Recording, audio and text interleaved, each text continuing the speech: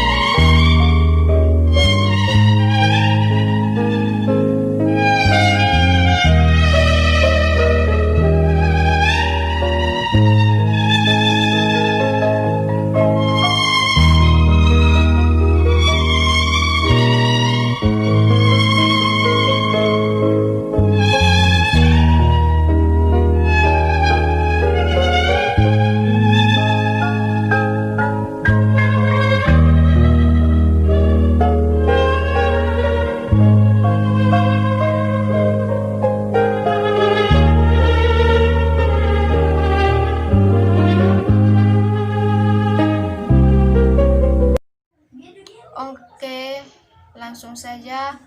Pancasila pada masa Orde Baru, yang mana telah meletusnya 30 SPKI pada tahun 1965,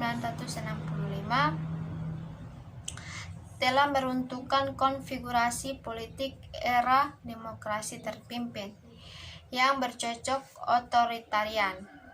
Kemudian akhirnya Soekarno mengeluarkan surat perintah 11 Maret 1966 yang ditunjuk kepada Soeharto. Yang pertama, mengambil segala tindakan yang diadakan perlu untuk terjaminnya keamanan serta kestabilisan jalan.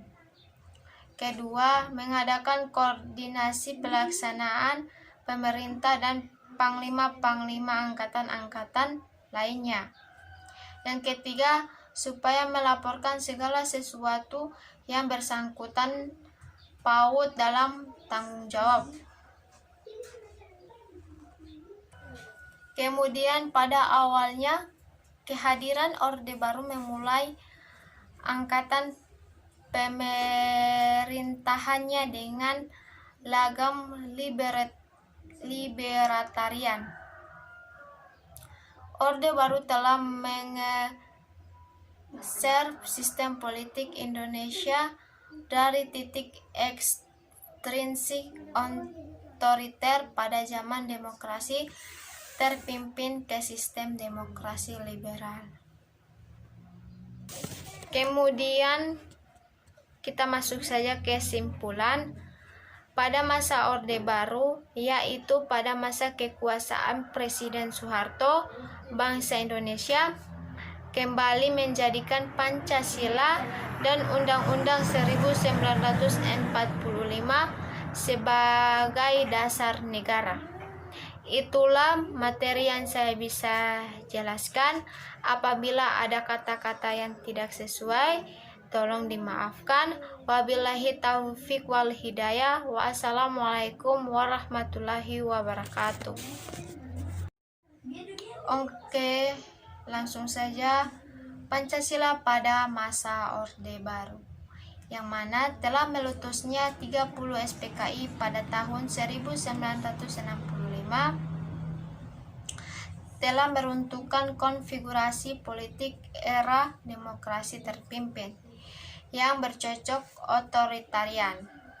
Kemudian akhirnya Soekarno mengeluarkan surat perintah 11 Maret 1966 yang ditunjuk kepada Soeharto.